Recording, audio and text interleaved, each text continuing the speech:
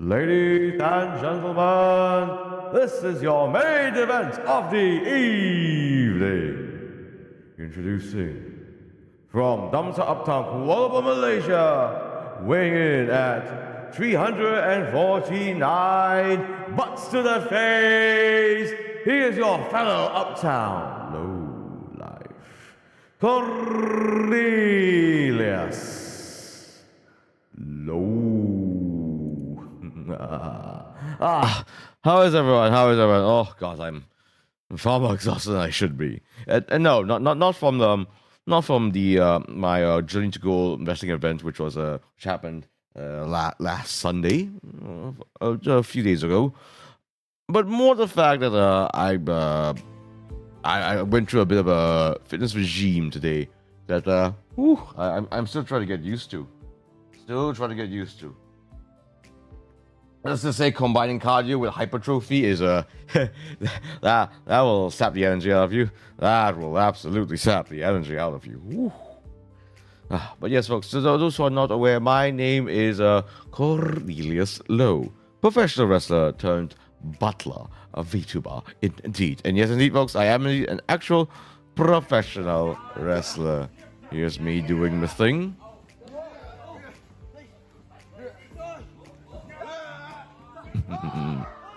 Yes. I'm the type of pro wrestler that bites. That should be expected for me.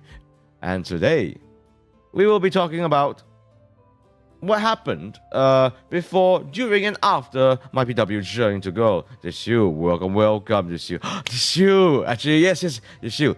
Thank you so much for that fan art. Thank you so much for that fan art that you made for me. It was wonderful. Me holding up that championship belt. Gorgeous. My goodness, you do such good work this year. I'm so glad that you do this stuff for me. I'm very, very grateful indeed. Yes. By the way, how's the audio and the visual? Is it looking good? Okay.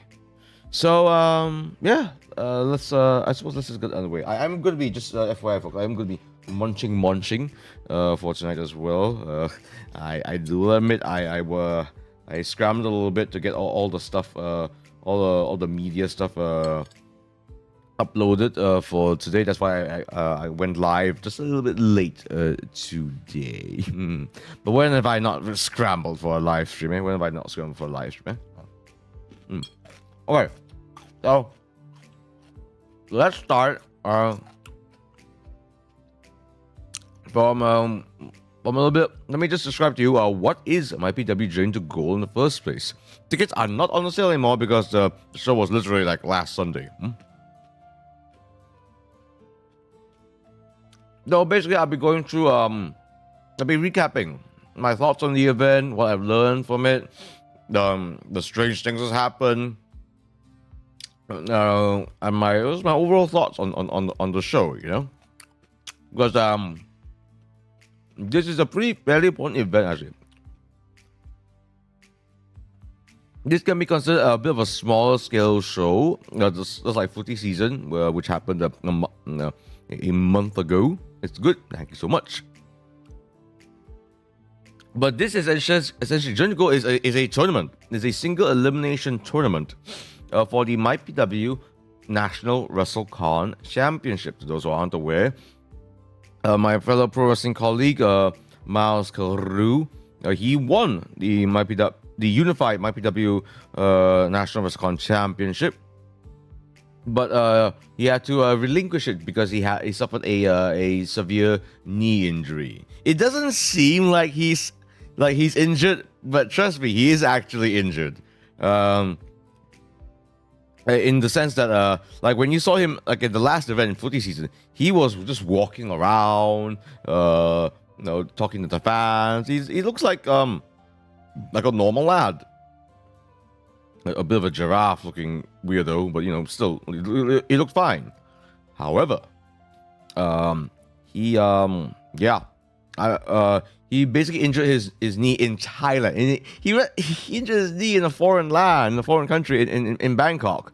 So he had to. So imagine flying back home with a busted up knee. Ugh, he did not have a fun time there. The rest of him, I'm sure he was fighting hard. Yeah. Anyways, he had to relinquish it. So yes, his knees like I'm not gonna give away all the details, but essentially, it's to the point where when he comes back for wrestling, so it's not a matter if it's a matter of when. That's been made very clear to me. He will have to wear an he will have to wear a knee brace when wrestling. So to those who are aware of folks like Tommaso Ciampa, like Stone Cold Steve Austin, these are folks that wear knee braces while wrestling. That's what he will have to wear as well. It's pretty brutal, pretty brutal. He has to. So he's going through a lot of rehab for it and stuff. So don't be fooled. He really did have to relinquish it. And therefore, journey to gold. So we've gotten some folks in Malaysia and around the region to contest for it as well, for the championship. So even though this was a small show, this was the start of it all, yeah? So this is a pretty important. Going into it, I'll be very honest with you. I hope it's not fatal though. No. Thankfully. He, like I said, you can literally see him walking around events, like in Journey to Gold. He was literally just walking around, saying hello to everybody. It's kind of funny actually, now that I think about it. I didn't ask him if anyone asked him, "Hey, you look okay." I don't think anyone. I'm not sure if anyone actually asked him if why do you look okay? I'm so confused. Yeah. So going into this event, I was admittedly a little bit worried. I suppose I have to explain why. You have to understand, folks. Live show culture in Malaysia is still a very new and very I hate to say it, but it's unappreciated. You know. It's to the point where, like, look, let's face it. In Malaysia, at least in Southeast Asia, there are, all the big acts go to Singapore or Bangkok. You can make an argument that it may be even like places like Jakarta and Manila. They get all these big international music acts as well, and not Kuala Lumpur. We get some big acts on occasion, but Malaysia, oof. And my PW Journey to Gold is a good example why. It was fairly obvious that once the match cards were out, that this was not going to be a massive show. It's not like we've gotten any folks who are like former WWE stars being part of the tournament, or like big names from Japan or Australia coming down for this. No. And as such, this was a small scale show. And what that meant was, because it's a small scale show, yeah, it was kind of a bit of a hard sell. I won't lie to you, So I was very worried on whether there'll be anyone watching us at all. We're entertainers after all, us wrestlers. So imagine doing this to an empty audience. That's never happened to me before. Close though, close. I've been in some shows where it wasn't a lot of people. But there was some that were quite receptive to what we were doing. I'm very glad for that, very grateful. But we got close. This event, I was very worried initially. Put it this way. This is how it is. Unless if it's a big show, a very big show, it's very hard to market a show. It's very hard to market a show. If you say to folks, "Hey, let's the Russell Peters show is coming out," or some other big stand-up comedian name, or Baby Metal. That's a good example. That's a recent one. Like for example, there was this huge Japanese metal band, a metal duo called Baby Metal, right? That came out that came to perform in Malaysia recently. And nearly sold out. Even though the tickets were really expensive too. I'm talking like 500 ringgit levels of expensive, you know. Whereas like but during the go, this show is like a lot more affordable, you know, a lot more affordable, about 50 ringgit per pop. It took a long time before seats started to be properly reserved. Okay, I don't give away all the nitty-gritty data and stuff. But yeah, it was kind of scary. I'll be very honest with you. Be very honest with you. To the point where like I scrambled a little bit. I scrambled it to ask for I don't typically like to bug my friends and family to come and watch my show, just because you for the most part in the past, in like the previous years, I didn't really have to do that, and we're still able to have a pretty good turnout. But those were for the larger shows, okay? Those were shows in a Kuwash theater where it's a proper venue, proper rigging, many more seats. Not for this one though. And as such, it's tough. It's like, it's almost as if you want to get a bigger audience, we have to have like the bigger names and stuff. So that's sort of like the situation that we're in right now in Malaysia. Unless if it's a really big act, it's very hard to sell tickets, especially sell them early. Oh gods. Even 2 weeks before the show began, the data was very worrying. I'll be brutally honest with you about this. Thankfully, once we got into like close to the Friday, yeah, things looked up a little bit more. At least we weren't playing to an empty crowd, you know, or at least it wasn't a crowd where like I could count in on one hand, because at one point it really was to that extent, you know, it really was to that extent. Yeah. Because Malaysians for the most part, we are, put it this way, if you tell a typical Malaysian, Metallica is coming down to town, they'll be like, oh great, I'll check out the tickets. But if you tell them, hey, there's a rock concert happening soon, and they'll be like, oh, but do I know anyone? Would I care? Like, are they good at all? You know, that's something. Questions after questions. So it's tough. It's tough. It's a tough market out here. You know, it's tough being a live entertainer in this part of the world. Hey, still here though. Us Malaysian wrestlers, we're still here, trying to do our best. And luckily, there was some reception. You can argue, I don't want to say exactly, but this second house show that we did, slightly better than footy season. So during the go, we actually did slightly better in terms of our exposure factor isn't that huge, unfortunately. Yeah, exactly. So it just makes things so really like live shows in Malaysia is hard mode. It really is hard mode. And I'm not blaming anyone, you know. I want to make it very clear here. I'm not trying to play the blame game and stuff on that. That's just the nature of how it is. And MyPW putting on all these live shows is part of the culture to change that, you know. So we're up for the challenge, and we might change up some stuff for the next show. So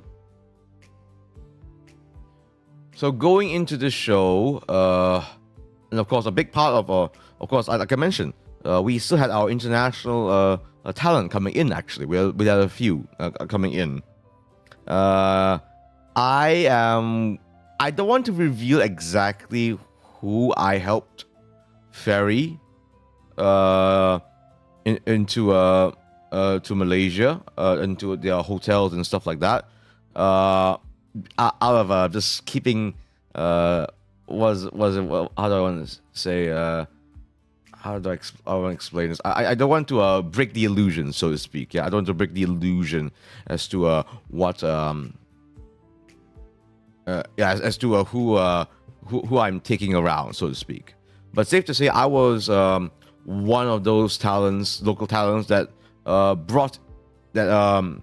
brought in the international talent from airports or bus stations, that sort of a thing. Yeah. So, oh man. So I was one of those that brought some in from the airport because I have a car. It's as simple as that. I have a car, so I was able to help out in that sense, And so the trip was actually pretty nice. Was pretty nice. It was good to catch up with some folks that I actually met overseas. Going to the hotel, however, I don't have any footage of it. I wish I got some photos of it. Going to the hotel, I'm not going to say exactly where, but it was a place that I'm very, very familiar with, the area. But that specific hotel, I don't know how management managed to find this hotel, because it is located in just such a random place.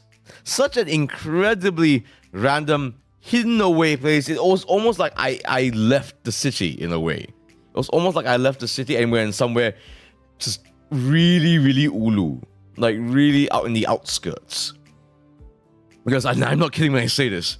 Picture this, folks. I'm driving into this lane and suddenly the whole area just became quieter, more shrunk down.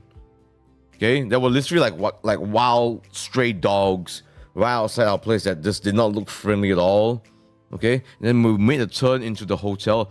And you have to understand, this hotel, there were like massive trees just covering the place. So when we drove into the hotel, there's this like thin bridge that we had to cross. Yeah, a bridge, right? And above this bridge were like these trees with these tendrils of branches just reaching out, almost like gigantic hands.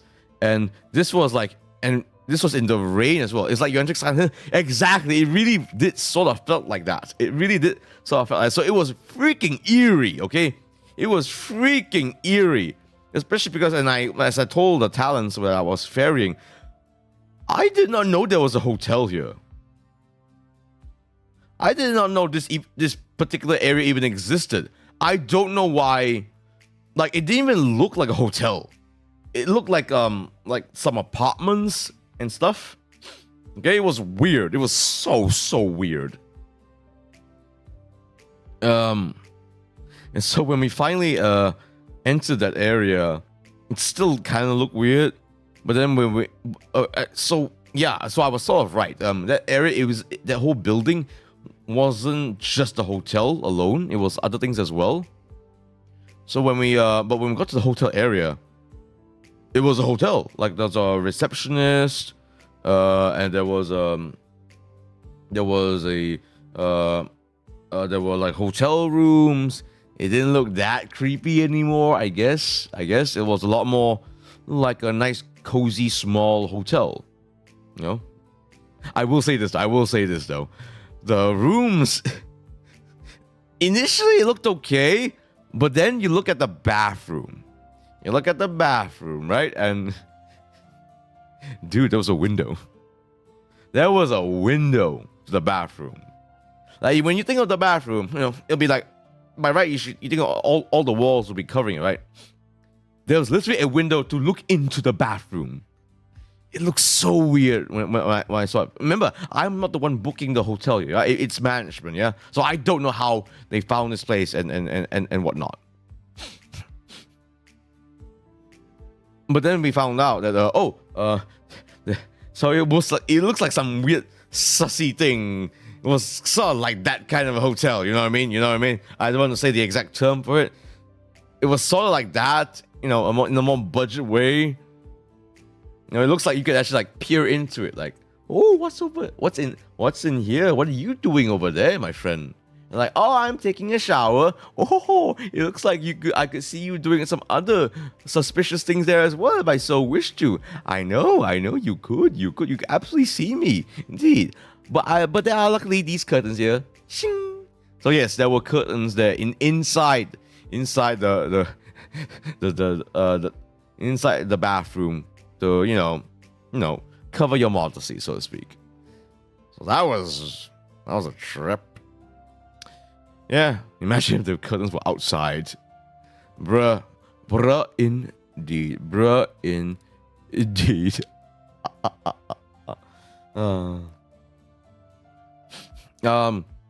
But eventually we managed to just they managed to settle down and stuff, and so we took the talents out for dinner at and I'm not gonna say where. This is a bit of a more of an insider thing for us. All I'll say is we have our own version of Ribera Steakhouse. If you know what that is, it's a Japanese steakhouse restaurant. Actually, I believe it's in Tokyo, and it's almost like a tradition for every wrestler that comes to Japan to wrestle, to go there and have dinner there. That's like the place for wrestlers, overseas wrestlers, to go there. And basically, if you go there, that means you have wrestled in Japan. Well, hello there, dog. Hello there. We're just talking about our version of Ribera Steakhouse in Malaysia. I'm not going to say where exactly, but yeah. It's like almost tradition. Actually, one of the talents actually told me that they've actually been there before, but they were very happy to go there again. Let's just say that the food is substantial and sinful. Delicious. And so let's see what else happened before we got into the event itself. Toilet with window. Yep. Like I said, there is a curtain to cover it inside the toilet, to cover up the window. But okay, put it this way. You know, like how a room is like a square, right? I'm not kidding when I said that this window literally is it's diagonal. Like it covers like it occupies the corner of that bathroom. The corner. Okay, the bathroom is like 4 walls. It covers a almost entire corner of it. So it's a huge window. It's a huge window that's diagonal in shape, and so the curtains were pretty big as well. It was bizarre. So, anyways, let's see. Okay, yeah. So then it came down to game day. Now we come to game day. Oh, okay. Oh, I forgot to put these things back. Let's see now. One second. Dung. Yes, folks, I am on Twitter and TikTok. Come and follow me. Okie dokie. Oh, actually, if you don't mind, folks, I just remembered. I've also released a YouTube short recently. Folks. If you could be so kind as to follow that would be much appreciated. Actually, let me link it for you right now because I'm such a kind lad. Shoot. Okay. Actually, I can't really do that right now. I'm going to have to finagle this a teeny bit, so give me a quick second, folks.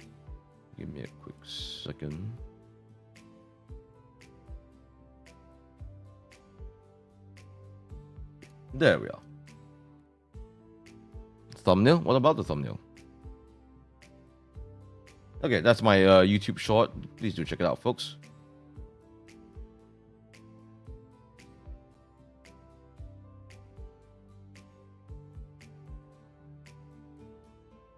All right.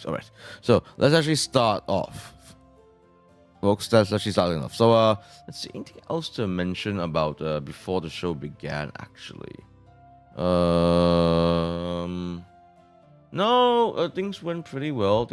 Oh, I'll say this much though.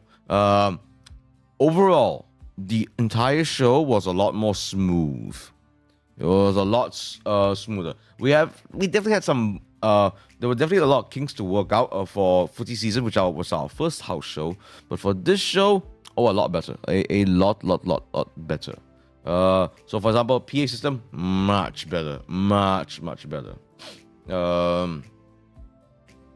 even our merch stand as well. You'll see things are a lot more obvious and a lot more clearer. So that's really, really appreciated. Boop. You smacked his entire generation. Oh, are you referring to my YouTube short? I think you are. But yes, I did. I believe you are referring to that. He deserves it too. Naughty stalker. Stalker, no stalking. Okay. Okay. Let's see, anything interesting happened? No, not really.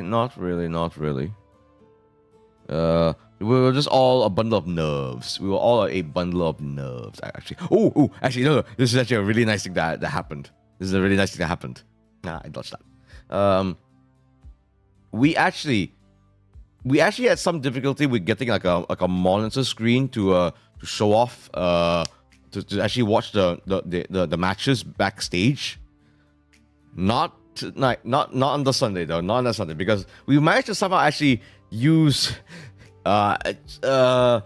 someone's phone, because we have a TV in our developmental center, right? So you have to understand, our venue there our venue for Journey to Go is actually an indoor football stadium, okay? And we occupy a room, a largest room right next to it. So that's where our training center is. And there's a TV there, okay? That we can use to watch whatever. We managed to connect the phone to the TV. And using the phone's camera, we could actually watch the match live. So that was so nice. So we don't have to like do the whole peeking thing anymore, actually. It was so nice.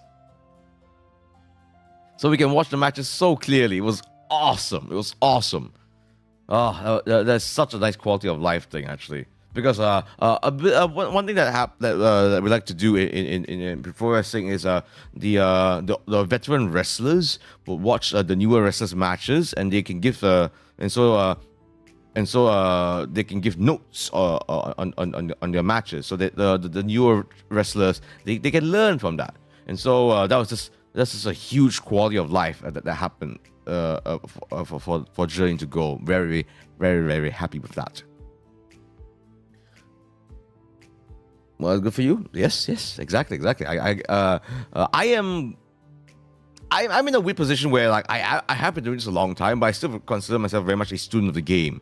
So I can definitely give some notes to the newer wrestlers matches. But at the same time, I've got some very, very valuable notes from the really, really veteran guys who've been doing this a long time. So I very much appreciate that. And I'll be talking a bit about that actually once we get to the match.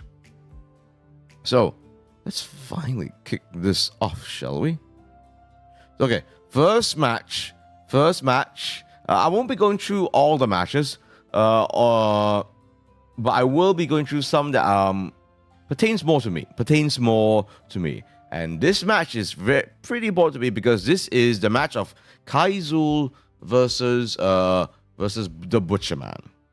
Kaizul is the guy in the black shirt there. The Butcher Man is the guy in the bloody shirt with the foaming mouth. I don't know why his mouth was foaming that Sunday. I don't know why. Basically, Kaizul is my tag partner in Bangkok, Thailand, in the tag team tournament. So I'm aware of him very, very well. So they had the first match in the Journey to Go tournament. Kaizul did very well for himself, I must say. You know, Kaizul did very, very well for himself. He calls himself the international hitman. He's a man of the world, very well traveled, and he does things for the money. The Butcher Man, I will get to him very soon. So he's got some lethal kicks, like so. See? Also, a shout out to Patrick Ng actually for all these photos. Actually, I'll credit him really really soon in the description. But for now, I guess I can just like toss in his name. Is that blood in the shirt? Yep.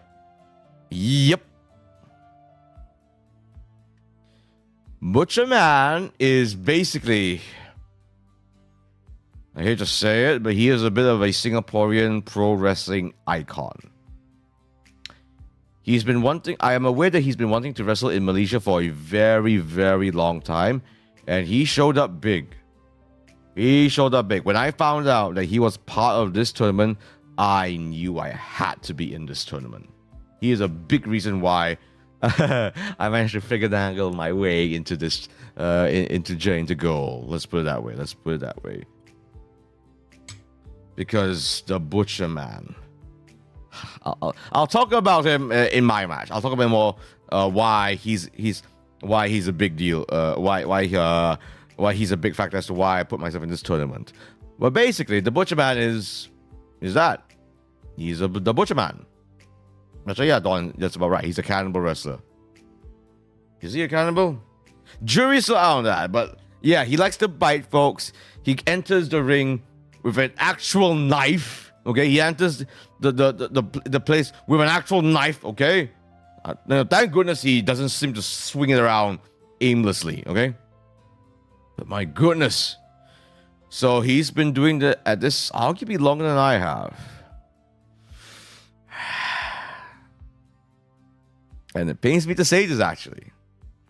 But in this match between my tag partner and the Butcher Man, I'm sorry, Kaizo, but I actually want the Butcher Man to win this. Okay? And Butcher Man really took it to Kaizo. Kaizo's got all these incredible, accurate kicks about him. Okay? He kicked the absolute daylights out of him. And I thought you holding the riding crop was special. Please, the riding crop just adds to the gravitas that is your fellow uptown low life. Okay? And what is an uptowner without his riding crop, eh? Come on. Okay? I'm very responsible with this thing. It makes sense. This man here with his knife in hand. Yeah. But that's the thing. His chaoticness, his absolute unhingedness, and his incredible wrestling ability. Okay, and make no mistake here, man can toss folks. Man can bite folks. Man can throw himself around and smash folks. There's a reason why I said that he is an absolute Singapore pro wrestling icon. Okay, even folks, even the other pro wrestling companies in Singapore absolutely do respect him, or at least aware of him. Okay, and in the end, Butcher Man got the win. Oh, I should explain what this is. Yeah, so Butcher Man got the win. So sorry, Kaizo. If it was anyone else, I would have been rooting for you.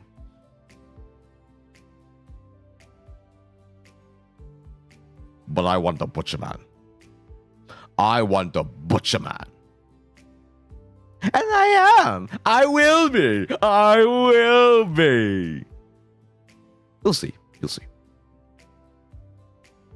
So what's happening here? So this is something that I didn't realize that Butcher Man could do. Maybe it's a new thing. Who knows what the hell is going on with him? So, okay. So for the context here, Butcher Man, he used to be able to speak. Hell, when I wrestled him back in Singapore, he spoke. Recent times, though, he just started going. That's kind of what happened here initially. And then the Butcher Man possessed our ring announcer. Our ring announcer here, his name is Johan, by the way. He's actually a fellow streamer, actually. And he is an amazing announcer. Like, he is the voice of Malaysia Pro Wrestling, arguably. Next to me, of course. It's almost like whenever I'm in the ring with him, he's like, oh, God, here's this guy. Look. To everyone else, he can announce away. Me, I'll let him start a little. and then I have to take the mic from him, and then I have to take the mic from him and announce it myself because I am my own best announcer, as you folks are very well aware. Isn't that right, folks? Isn't that right? But poor Johan, he got possessed by the Butcher Man, and then I wish I had the footage for it. Butcher had on that guy's face. Yeah, that's him possessing him. I don't know if that's legal. I don't even think that's ethical. And that's what happened. And then basically Johan then basically said my next match will be delicious. Something like that. So kind of creepy. Yeah. Well, that's what happened in with that match, indeed. Next up, my match. Hey. So, to those who are not aware, this is my talent. This is my talent that I am managing. Blazing Raj. He is he's a new wrestler. I see a lot of potential in him, so I decided to take him under my wing. And I thought to myself, hey, you know what? Every manager needs a good trainee to prop him up. So I entered this match whilst I am on his shoulders. And my goodness, what a reception I got. What a reception I got indeed. He started high-fiving people. I already told him not to, Raj, I told you not to high-five the audience. Focus, okay? Focus. I had to I had to quite literally smack his hand a little bit to make sure that he's not whipping folks, but he's not high-fiving the audience.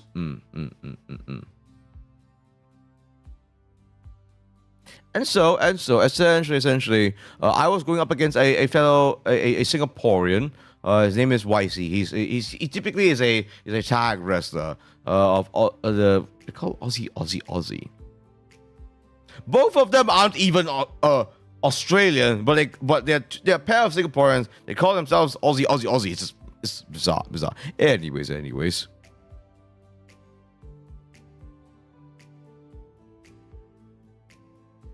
So yeah. So obviously I got to do a bit of classic Cornelius low stuff, like my corner hit stand double knees maneuver. The crowd, let's just say that the crowd were pretty receptive. Actually, that's a different thing. Actually, with the last event and this one, we found that the crowd for this event overall were a lot more reactive, even from the get-go, which is such a huge relief. Because and I'll be perfectly honest here, in footy season, the crowd were I don't know, maybe because the crowd last event, they were all a bit more newer to wrestling, and they were a lot more nervous. But it took a while before the crowd warmed up in footy season. Whereas for Journey to Go, the crowd from the get-go were already pretty reactive and pretty hot already. So by the time they got to my match, they were very, very noisy. YC is a bit of a firecracker wrestler. I myself am also quite the firecracker wrestler. So we did our stuff for sure. The Stamp of Feet crushed. Are you trying to give this name? Fun fact, I actually have never bothered giving this a signature name before. I don't know why. I do this in almost every match. I just don't bother. Maybe it's because I want to force you folks to say corner hit stand double knee drop or something. Straight to the chest, indeed. Oh, now as much as I did control most of the match and stuff, I will give this to YC. He brought it to me. Okay. Taking this, not fun. You just hit straight to the chest, Don. Well, he gave it to me straight to the chest, all right.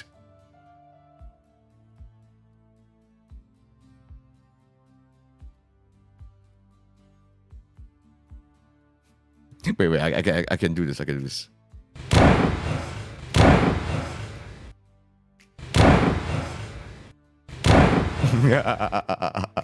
That's funny. Bloody wasn't funny taking it. Do you realize how much it hurts? Taking a butt right to the chest and face? Okay? Yeah, I was nearly completely winded taking this, okay? I was like completely knocked out from this, okay? Luckily, I still had my wits about me taking this, getting up out of this, okay? Oh, gods. Oh, gods. But let's just say, after some very well-planned strategies, I managed to get out of this unfortunate predicament. And I got him into my new finisher. How the views there? Painful. Surprisingly not stinky. I think the man, like, he properly bush, he properly added put on a BO or something of the sort. You know, so I'll give YC that. The man knows proper hygiene. The butt isn't the softest part of the body. You learn stuff every day. No. There's a reason why pro wrestlers, some pro wrestlers use their butts as weapons. Like literally, there's like we have a term for it too. Hip attacks. And I guess cannonballs sort of count as hip attacks as well. But I look at him. He's literally using his hip to smash me into. Like literally, the bottom ropes literally like you can literally see them bend.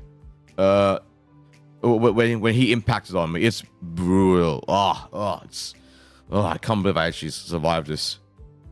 But I got him into my new finisher. So in this event, I debuted a brand new finisher. It's a move that basically I can do on anyone, and it's a move that's very, very me. I call it the technical straight name for this is the straight jacket DT. But I call it the as above, so below. Very appropriate, isn't it now? Basically, I grab both his hands, stuff his head underneath my armpit, and I drive him down into the ground. I love the fact the cameraman was like, this is A+ material. Gotta get close to this shit. Yep, exactly. Indeed, the cameraman. I'm very well aware that the cameraman had a lot of fun with the show. I remember in the show earlier this year. I think that cameraman basically told me. There were some moments where I literally didn't even bother taking photos because I was just so wowed by what happened, you know?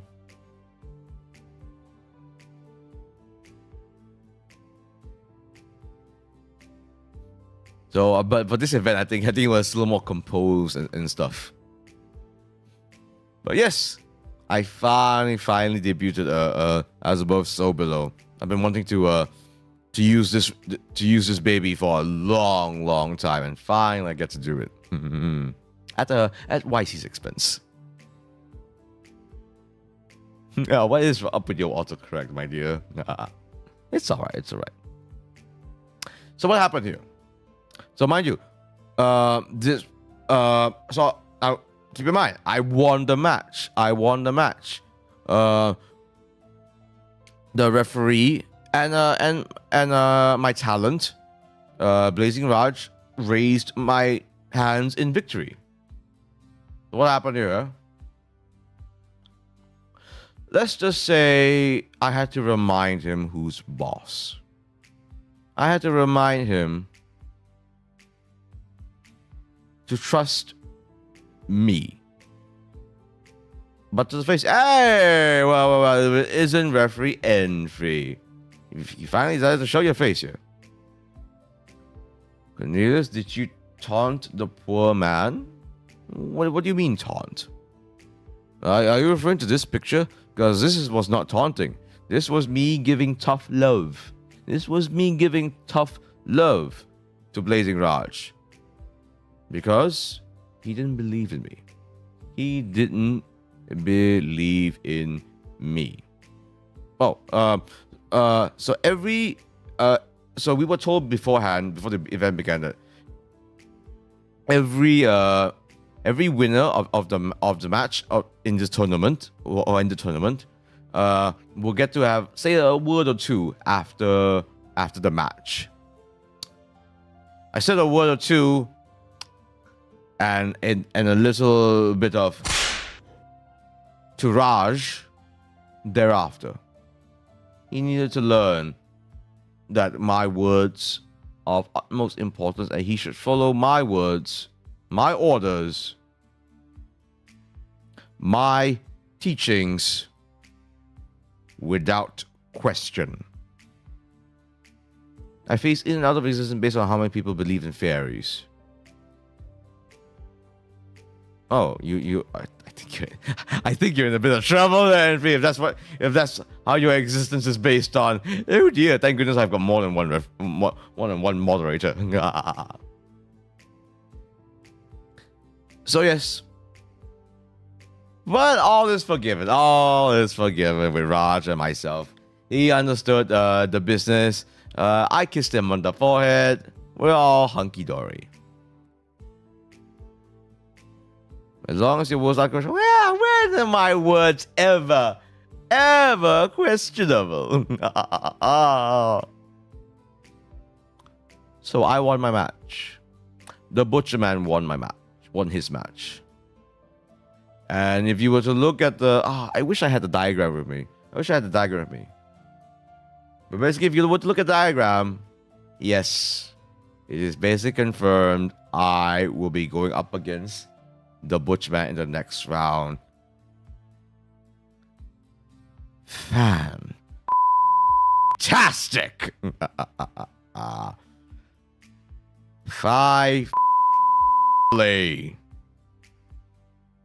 I've been meaning to go up against the Butcherman for a very, very long time. So those who aren't aware, few years ago in a Grapple Max show, actually, I went up against Butcherman in a rather ridiculous match. Very, very ridiculous match. The man humiliated me. And the man... Well, actually, I can show it to you, can't I? I can show it to you.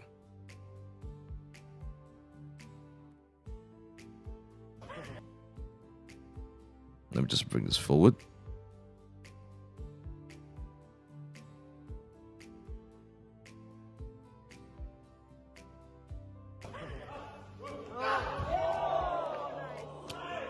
This was what happened in Singapore all those years ago.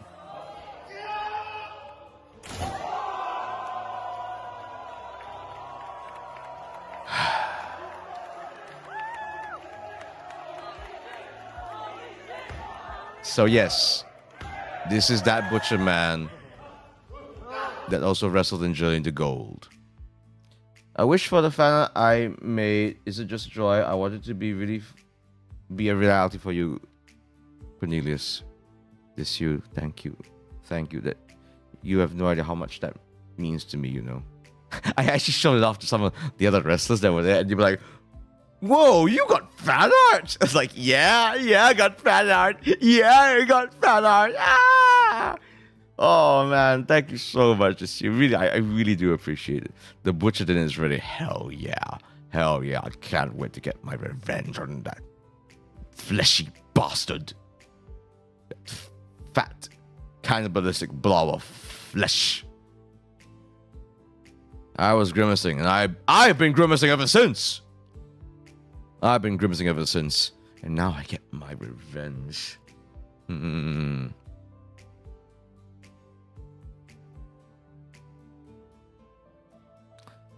So that's why this was so. This is why I had to be in this tournament. I'm glad you're happy with my drawings. Of course, anytime, Of course. Anytime someone draws something for me, I take it. I really take it to heart. I really, really take it to heart, and I try my best to really remember it. So yeah.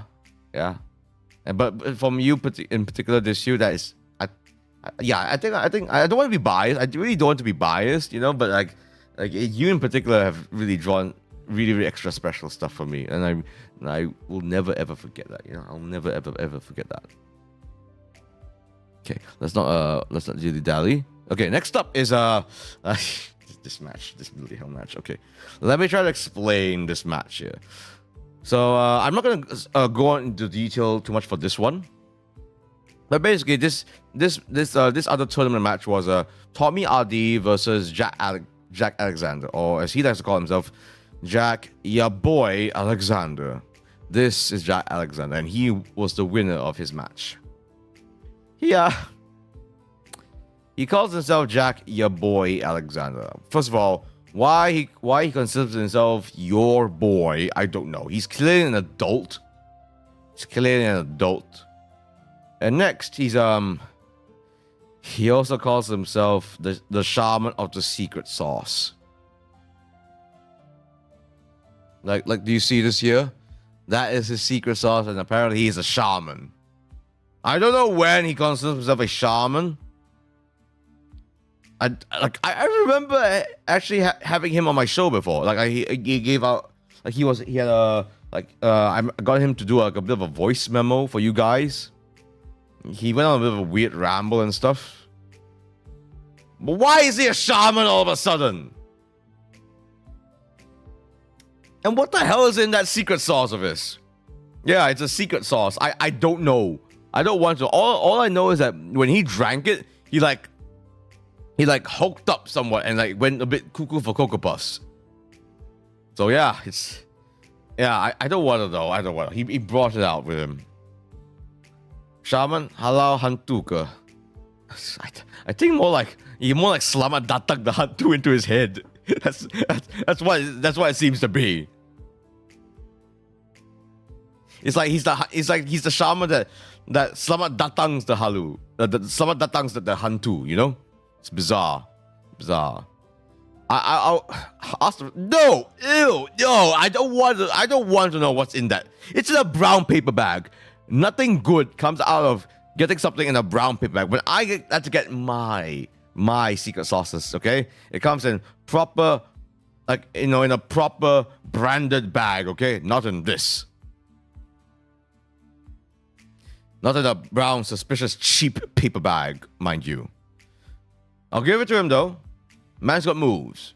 From the very beginning on, there was clearly a lot of potential with this boy, with your boy.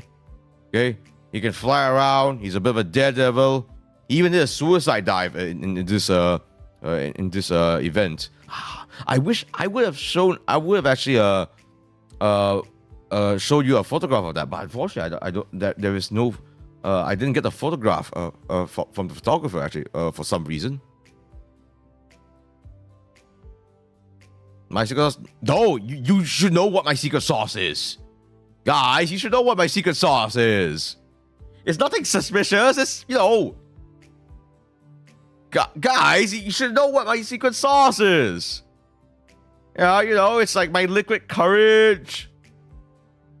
It's the thing that gets me buzzed up. It's the thing I use in butsus. It's that.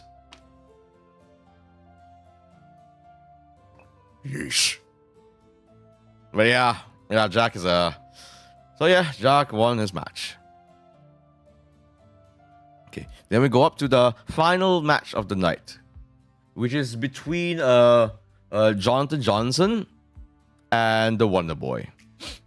I'm gonna use bombastic sight. No, you should know what it is. What did it demonstrate for you? For Pete's sake, I have to, don't I? I have to. It's a bit of the good stuff. It's also a bit of this stuff as well. Sometimes it's this stuff as well. So yeah. Oh, yeah. There's no secret ingredient. For my secret sauce, no. I don't even want to know what is going on with Jack, your boy Alexander. Okay. Funny enough, I know this doesn't seem it, but Jonathan Johnson, yes, his name is Jonathan Johnson. He is Thai. He is from Thailand. He's a big boy too, to the point where he can German suplex the Wonder Boy, who's not a small lad anymore. Not a small lad anymore. He's pretty strong. Pretty strong. Man went high angle German suplex with him, okay? Now, there was some weird shenanigans thing happening. His face. Yep. It's the face of someone getting German suplexed. But in the end, Wonder Boy prevailed and won his match. Hard-hitting event too. And in the end, these two lads came out to celebrate. I sure as hell hope to all that is good and holy that Jack did not share any of his secret sauce to the Wonder Boy, because the Wonder Boy is already a bit of a weird lad already. I don't need him more turned up with that secret sauce of his. He's like, ugh, no, I don't want to deal with. I don't want to deal with with a sauced up Wonder Boy. That's just, oh god, even saying that just gives shivers down my spine. Let me show you guys some interesting stuff here. So if you're wondering what does the championship look like, this is it. So remember, it's 2 belts. It's 2 belts, right? So this is why the MyPW National WrestleCon Championship is such a bloody mouthful. It's because it's 2 titles. The National Championship and the WrestleCon Championship. The National Championship is a little more obvious. Originally, this title was made for newer wrestlers of MyPW. So you can say this is like the newer wrestlers division, so to speak. And I was its first winner. Yeah, I was its first winner. I guess I was considered a newer wrestler back then. And obviously, by nature of it having the word national, yeah. So it's you're representing your country as well in that sense. What do you mean, boo? No more. What do you mean, boo? Don't boo my title. I'm trying to win these 2 belts, for Pete's sakes. So, anyways, the WrestleCon Championship. So this one I have to explain a little bit. The WrestleCon Championship, 2-in-1, like shampoo and conditioner. Please don't equate these championships with 2-in-1 shampoo, okay? Please, I'm better than that, okay? I'm better. I know I'm a guy, but I personally, okay, look. I'll put it this way. I might be a guy. I might be very much a guy. I am very much straight, in fact. I'm not one of those guys that uses 3-in-1 shampoos, okay? You can rest assured on that, okay? You can be rest assured on that. Okay? I use shampoo, especially for hair, on my head, okay? Imagine flexible. It's true, okay? I bet it is such a turn on for the ladies if you tell them, I don't use 3-in-1. Because if you tell a girl, if you tell any lady that I use 3-in-1, it is such a turn off. Have you ever heard of a girl that uses 3-in-1 before? No! There's no such thing. You have hair?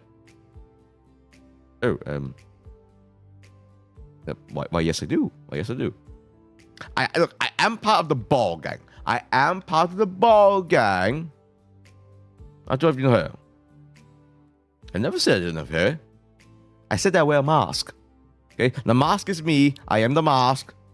But in the end, there is something underneath the mask. And to maintain what's underneath the mask, I use shampoo. Okay? But yeah, so don't distract me here, guys. Yes. You tell I probably would use 3-in-1. Gee, I wonder why. Once you have more years in your life, you understand the importance of not using 3-in-1, okay? Like if a girl would tell another girl that, hey, I use 3-in-1, there would be an intervention for that girl. Okay? She'd be entering a room and you'd be like, why is everyone here? Why is everyone seated? And then one girl will be like, come, take a seat. We're here to talk, and another girl will be like, we're here to talk to you about you using 3-in-1. And the girl was like, no, it's no problem. Okay, it's cheap. I get to save money and I pour it all over my body. Like, that's the problem. That's wrong. You're supposed to get shampoo that's meant specifically for your hair. No, who cares? And then one girl will be like, and then the other girl will be like, you have hygiene issues, girl. You have hygiene issues. Okay, but yes, that girl needs help, okay? That girl needs help. It's so wrong if a girl uses a 3-in-1, okay? That meeting will probably be in the girl bathroom. Oh, God, yeah. There will actually be chairs. There will actually be chairs in that girl bathroom. Everyone will have their personal handbags with them and stuff. Yeah, the intervention will be in the bathroom, definitely. Because usually you win a match and you got 2 belts. Yeah, because they are unified titles, okay? They are unified titles. They're previously their own championships, but they've been unified together. I guess just to streamline things a little bit more. I don't know why she's that serious about 3-in-1. This is shampoo. Unless you have serious problems as a woman. Myself, I'm confused. It's a girl thing. Go ask your girlfriends. Go ask your girlfriends this issue, okay? If you try it yourself. Ask them. Just tell them, hey, I use 2-in-1 or 3-in-1, and you see how they react. Okay? Don't say I didn't warn you. Just prepare yourself now. You might just get that intervention in the girls' bathroom because of that. So, anyways, all that aside, okay, the WrestleCon Championship. Basically, this came up because, yes, there was at one point a small convention for wrestling in Malaysia. And this championship was specifically for that event, for that particular specific event, you know? Obviously, that convention doesn't really exist anymore, but this belt continues on. It continues on. And so we decided to just combine them together, essentially. Oh, but you know what got really a big reaction? Just about every match got a big reaction. So did the ring crew. Oh gosh, it's so funny. You see the 2 guys with the standing up, wiping the ropes.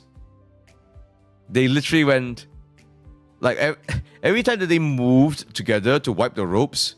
The allies are so cute. They'll be like, when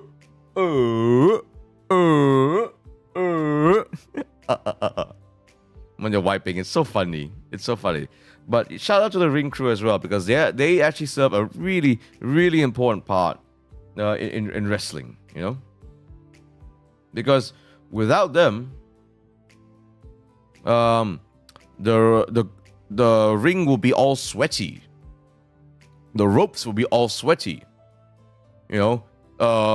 And the ropes, they go through a lot of they go through a lot of wear and tear, especially when we're bouncing around and stuff. I mean, the ropes literally, the cables literally support my weight when I'm doing my freaking a corner hit stand maneuver. You know. So the ring crew have to make sure that everything is proper in between the matches. They sanitize the ring. Yes, we do. We genuinely do. It's for everybody's safety, you know. Could you imagine? Because there's a risk of, you know, no one wants a match stopped because someone slipped on the ring, and they became unconscious. You know, no one wants that. So this is just one way we ensure that things go according to plan. that if we do get knocked out, it's because of actually something that actually happened in a wrestling match, not because of some freak accident.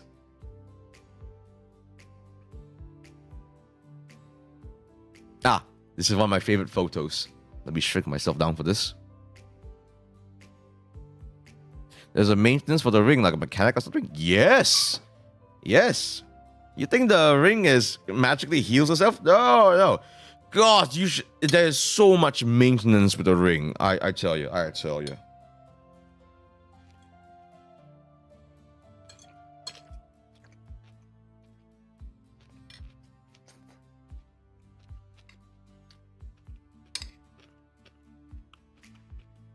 Oh, hey, you do have hair. Yeah. Never bothered to hide it.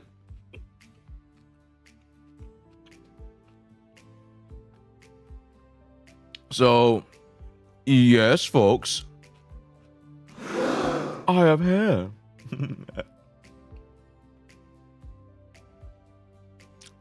I never claimed I was bald. No. Why did you delete that? Why did you delete a comment?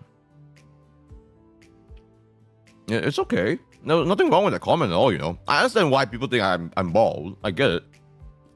But I've never hidden the fact that, yes, folks, I have hair.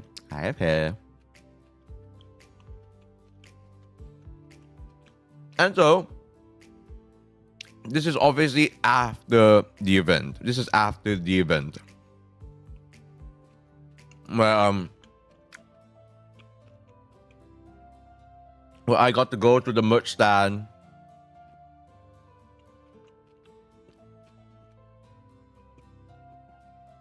I like the smiling faces from these guys. They're your fans? I guess they are. Okay. Yes, they are my fans, but at the same time, I know these folks, particularly the guy in the floral shirt. It's how to say? I don't typically like to feature specific fans in general, single out anyone. Osman, I will. He's someone that I mentioned earlier on in the stream. I personally had to seek out go through some of my networks to seek an audience, you know, just to increase the attendance size. Osman was one of the folks that was a freaking baller. Okay, so to those who aren't aware, Osman Zulkifli is a veteran Malaysian voice actor. If you know what Bobo Boy is, he is one of the voice actors in it. If you know the Lawak Campus animated series, like the ones on YouTube especially, he is also one of the voices in that cartoon. If you have seen or heard some commercials done in Malaysia, chances are you are hearing his voice. The man. In fact, some fans, some of the audience members actually in the show recognized him actually. He's a little bit of a celebrity. Just a little bit. In fact, he came for the show earlier in the year, I believe. For My PW New Breed in February. So the man, actually, yeah, this you probably know who he is. I believe. So yes, he voiced King Rama in Bobo Boy, I believe. I can't recall exactly the name, but one of the villains, absolutely one of the villains. So the man, it wasn't just him too. He brought his own little entourage as well to watch the show. And so, yeah, I think he bought a bit of merch as well, which I'm very, very grateful for. So yes, I sold my humble little Cornelius low badge actually. From this. He actually very graciously bought it, you know. So yeah, I'm very, very, very glad he came. So I guess he's a wrestling fan now. He really enjoyed himself. Like he was right where we were, right where the hard camera is. So his little gang was like especially reactive, and so it was very easy to get them all riled up and stuff. So it was great. It was really, really good. That's so cool. Yeah, I know, right? So to those who aren't aware, actually, yeah, I've told the story many times already. In some ways, Osman Zulkifli is one of the reasons why I am a bloody VTuber in the first place. A long, long while ago, a few years ago, in fact, I joined something called the MyHoloTV voice acting for VTubers workshop. He was running it. When the moment I saw his name, I was like, I got to go into this. MyHoloTV and Osman Zulkifli, sign me up. And from that workshop on, I decided I wanted to become a VTuber. That's how it all started. So, yes, he's my sensei. So, Osman, if you're hearing this, thanks, man, for supporting me in not just VTubing and voice acting, but in this crazy thing I do as well with my body, even though I'm in chronic pain over it. Yes.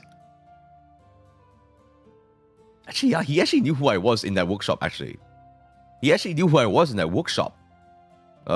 He was aware of who I was. That's the crazy thing, too. So he was aware of who I was even before I came into that workshop. One day you should sell prints of yourself. Let's see if someone wants to buy it. Oh.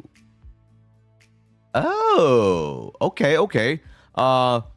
Okay. Wow. Okay. I have wondered whether to sell prints because some wrestlers do in fact do that. Some wrestlers do in fact do that. That's so sweet. I learned more of Cornelius Law. Yes. Osman is actually legitimately a big part of that too. Yeah, I guess I could buy. I could make some prints of myself. Yeah, I should. I do have some good. I do have enough photographs of myself for that, so I should do that. So yes, as you can tell, our merch stand was like, all sorts of stuff, Not just my merch as well, not just my merch. I'll talk a little bit about the whole merch game actually. Later. But for now, let me show you the final image I got. This one's hilarious. So you might not recognize who this one is, and that's for a reason too. This is Xiaowao, the Love Warrior Xiaowao. He's one of our newer trainees. He was in the event's only non-tournament match. It's Xiaowao versus Guken. These are two newer trainees, and they were not involved in the tournament. But we decided, but the bookers basically gave them a match, so they can hone their craft and do what they do, and get better, and see who's the better wrestler and all that jazz. And yes, you see the word ambulance there. This is one of the medics that was on the show. Yes, we have medics, folks. We have medics. In our events, because there's a reason why we say don't try this at home, kids. I would like to be that woman too. I would love to take pics with the wrestlers too. Hey, you will hear it from me first when there is a new wrestling event coming up. Okay, you will hear it from me first. So I don't know why. Why the photographer decided to take this specifically, or why the medic just wanted to take a photo with one of the two guys who weren't even in the tournament. But okay, good for Xiao. So yeah, I just don't know why the medic. Maybe there's something about the Love Warrior that caught her eye or something. I managed to go to one. Hey. Like I said, I'll give you I will provide all the details and stuff, and maybe even more once there is an event properly announced.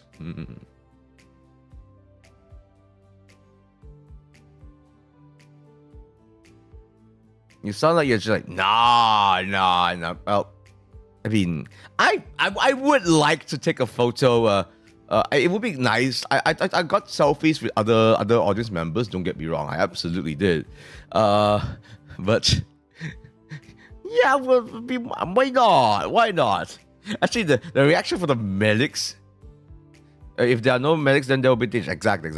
I would like to take a selfie with a medic. That's interesting feather on the cap.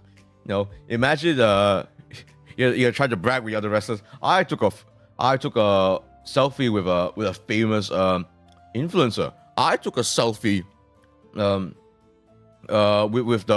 the head of the promotion. Well, I took the selfie with the medic, and everyone will be like, "Whoa, oh, I'm so jealous. Because I suppose the medics were part of the audience as well. It was really funny. It was really funny. So since no one got hurt, no one got really injured, the medics were like, I get to enjoy the show as well. And it's really funny too because I remember some of the wrestlers they came backstage and the medics was like, "Are you okay? Are you okay? Are you not hurt?" And the wrestler was like, "Yeah, I'm good." And the medics will stare at the wrestlers like, "Really?" It's like, us wrestlers, we're stupid sometimes. Even when we're banged up, we'll be like, "No, I'm good. It's like we're bloody farmers or something.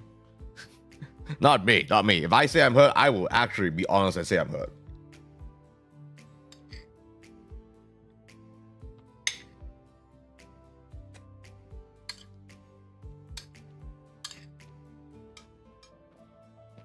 Oh, man.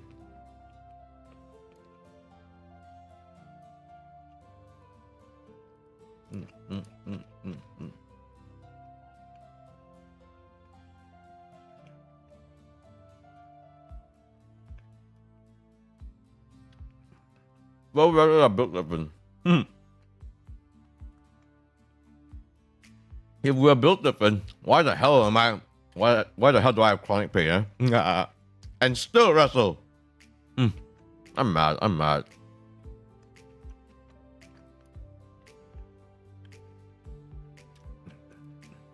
Okay.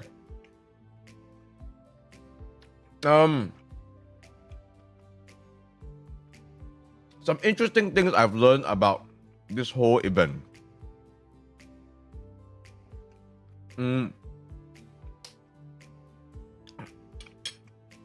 interesting things I've learned. Let's start actually with concerning merch.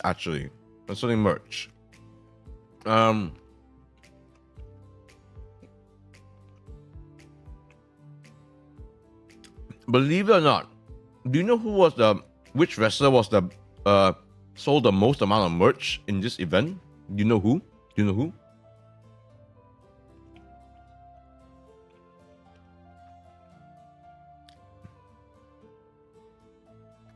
Okay, and you have to remember, I'm not like the biggest draw in this event. Do you know who sold the most items of merch in this event? Do you know who? Believe it or not, me. And the only thing I sold were badges. That's it. There were folks with stickers. There were folks with shirts, even, like there were folks actually selling shirts. It was me. The funny thing is, I won't give the exact details. The reason why I sold the most amount of merch is because unlike shirts and stuff, which are a little bit expensive, my badges are very, very affordable, right? Very, very affordable. It's because of the nature of the show. You have to understand, this is a smaller show, right?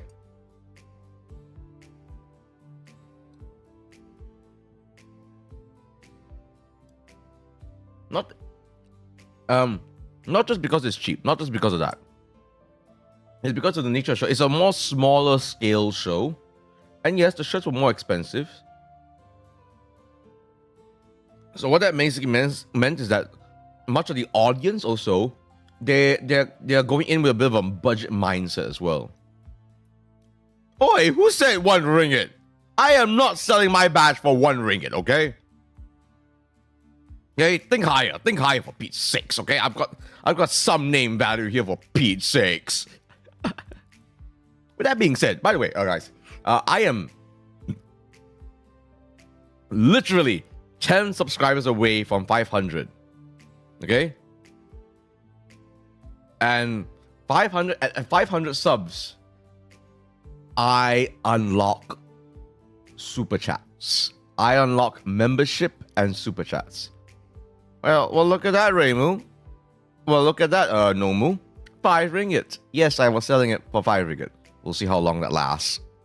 I might up it a little bit more. We'll see how my name brand is. 5 ringgit sangat mahal eh. Then don't buy it. Okay? You think I do this for free? You think I do this for free? You think I'm a what? Do you think I'm like a balloon maker? In a small carnival? Price is very much in the eye of the beholder here. And for that event, Journey to Gold, yeah, unfortunately, a lot of my fellow wrestlers, they didn't really sell a lot. Like the most is like 1 or 2 shirts. It's kind of weird. Usually it'll be a lot. Usually it'll be a good bit more than that, to be frank.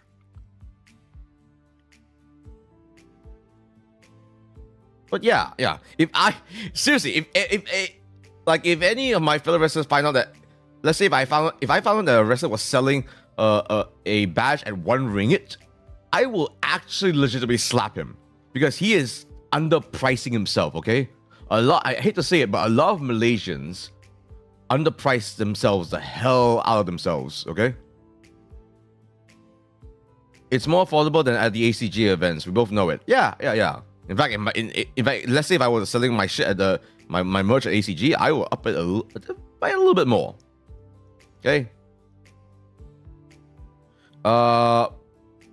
Okay. Let me go on a little bit of a rant here about this, because this is actually a really big issue about Malaysians undervaluing themselves. I'll take my PW for instance.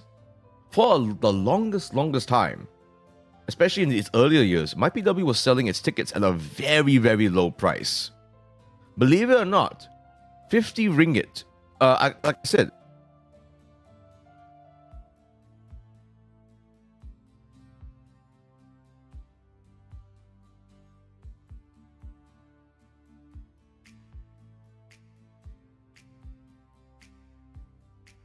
way cheaper.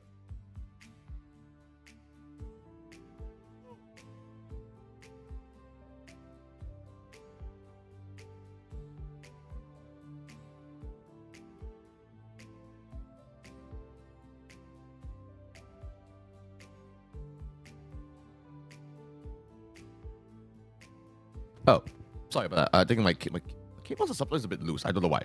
Okay, can you hear me now? Me sweating because I always sell my commissions below $100. Ooh. Again, so that's the thing. That's the thing, right? You also have to be aware of your market. You have to be aware of your demographics and your own on your own value and experience and whatever not. I'll say this much though. It's muted. Am I still muted? Really? Hey there, Nicholas Adams. Welcome. Am I still muted? I shouldn't be. Am I still muted? Huh? Can you let me know, guys? Taking notes right now. I know you are. No. So I'm not muted. Okay. Okay. Nope. Okay. Yeah, I'll just keep going. Thank you, guys. So I'm very glad that I think we are appropriately pricing ourselves right now, because guess what, guys? Guess what? Us wrestlers, we have to get something out of this. Imagine doing a big fat event, and mind you, even planning for a live event in Malaysia is so hard because of licensing, the logistics. Blah, blah, blah, blah, blah. Like, especially for pro wrestling. Because guess what, guys? Unlike a stand-up show or a theater show, we have to move an actual wrestling ring. A massive structure of wood and steel and cables. That costs a lot. And so, in the earlier years, my God, we were undervaluing ourselves by a lot. I'm very glad that right now in Malaysia, both wrestling companies, APAC and MyPW, yeah, the ticket prices are higher. But that means that MyPW and APAC can continue to exist, at least a lot more comfortably, you know? Just, yes, guess what, guys? We're trying to, at the very least, be able to afford a break even, you know? And not undervaluing ourselves. So that's why I'm selling my badges at 5 ringgit. And maybe even higher as I go along, as I hopefully can increase my name value, you know, that sort of thing. Okay. So that's something I learned. So I think maybe the other guys will want to consider making a smaller merch as well for these smaller events. If like in a big event, I think 100 ringgit would be counted as more cheap. Maybe. Heck, I don't think even our tickets for our big February show was even close to 100 ringgit. You know, I don't think it was. Let's see what there's a lot of things I learned from this event. Actually, a lot of things. Okay, this is a big one for me. A big thing I learned about my match. Yes, I won my match. But looking back at the footage, and I managed to look back at the footage of it, I am very, very unsatisfied with my performance. Yes, folks were very much entertained by my match versus YC. Yes, I won. Yes, I get to progress in the tournament. But I'm not happy with my performance. I made a lot of fundamental mistakes that could have been dangerous for myself. There were things that I wish I could have done better. I'll give a simple example. Like my corner hit stand knee drop maneuver. I could have done that much more effectively. But because of how I did it, my knees didn't went to his head. It went to his chest instead, more to his chest, which is fine, which is good. It's still nice and impactful. But it could have been. But I could have had a much easier time with that match if I had aimed it. If I aimed higher at the head, you know, it could have been instead of a hit shot, it was a body shot instead, you know, and that is all. And if you play FPS games, you know that makes all the difference. And the big thing is, I hate to say it, but it's my cardio. It didn't help that earlier in last week, I was actually ill. I was actually sick. Like I had a terrible sore throat. My nose was all clogged up. So even by the time we got to Sunday, I was very close to being fully healed, but I was like 99%, and that 1%, you know, I kind of did make a difference in my cardio. And by the time I got to the stretch of it all, oof, I was struggling. And I hate to say it, man. I hate to say it, but I don't want to make. I am giving a bit of an excuse, but I don't want to make excuses at the same time. So, especially because I'm going up against Butcherman in my next event, I cannot afford to slack off. I cannot afford to. I legit train. You know, I actually did. It's not like I slacked off my cardio either. I did train, but I gotta up it even more, up the intensity even more, because YC is one thing. The Butcherman is a whole nother level. I cannot afford. I cannot afford. Next event. Yeah. Didn't you know, Nicholas? I'm going up. If you saw the diagram, I'm confirmed going up against Butcherman in the next event.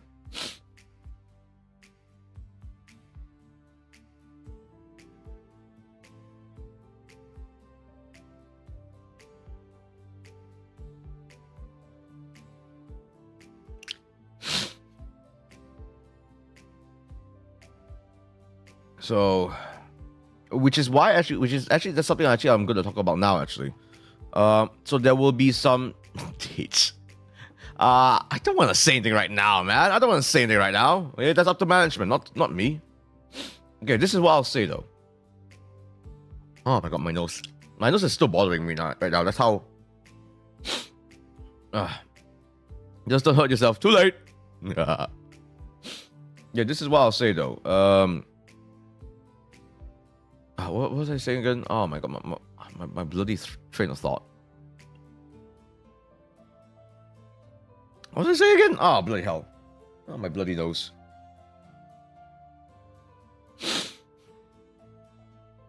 Oh, wait, what was I supposed to say? Oh, hell.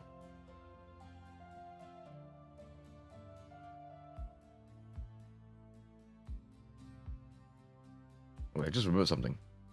Okay, I better message this person now.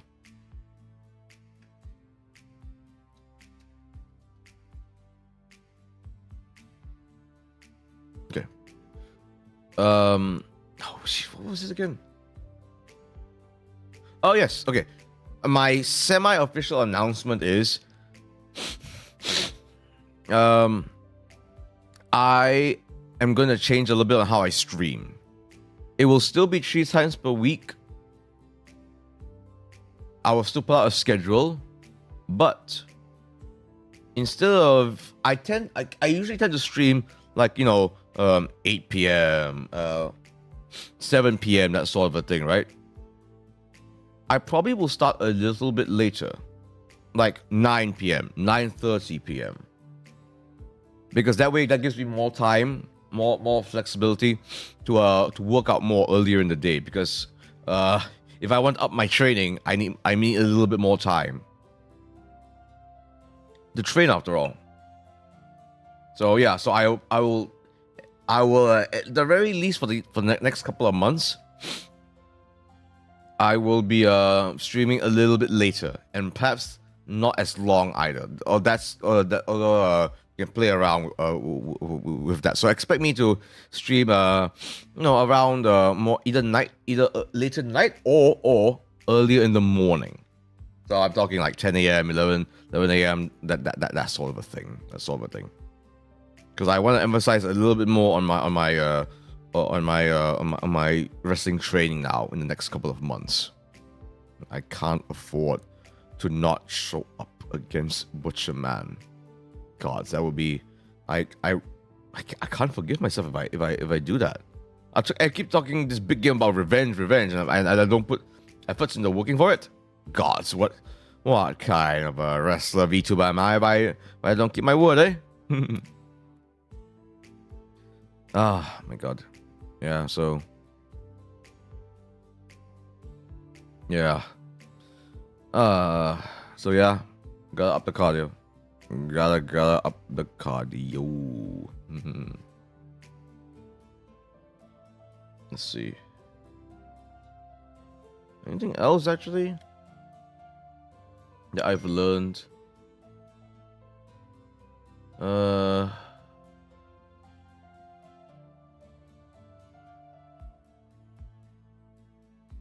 No, I think that's about it. It's good. Tonight's one is definitely a fairly short one indeed. Okay, I'm gonna repeat this one more time, folks. See, the thing is, I said all this about streaming a little bit later and stuff, and maybe emphasizing on my wrestling training a little bit more. But at the same time, we are 10 subscribers away from 500. You can take a break from VTubing and focus on training if you like. No! We are 10 subscribers away! Oh, God, I'm actually caught in... Oh, God, I feel like Tarzan right now. I actually feel like Tarzan right now. 2 worlds, 1 family. I actually feel like Tarzan right now. Caught between the world of humans and the world of the gorillas. Because I'm so close to hitting 500 subs. And you have to understand, folks... that is like when you hit 500 subs and you get other prerequisites out of the way. YouTube memberships are open. YouTube super chats are open, guys.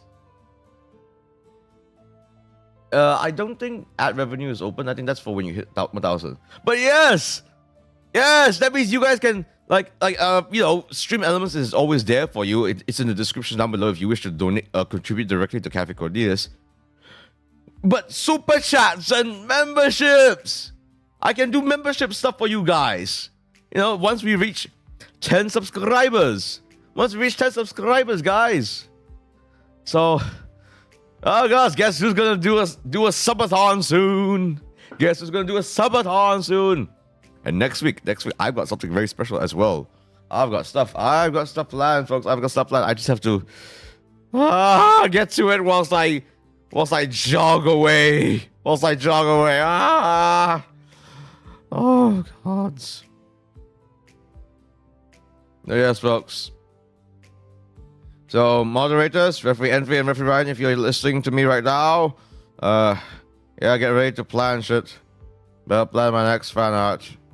All I can say is I'm looking forward to that issue. I am very, very much looking forward to that. Too bad I'm broke. That's alright, Nomu. That's alright. I'll just get super chats from other folks. Alright. Cafe Cornelius now closing shop. But my Cafe Cornelius never close in your heart. Thank you for the support, folks. And I hope to do more for you so that I may better entertain you folks, whether it's in the physical dimension or the virtual dimension. Have a lovely night, Mina. Have a lovely night.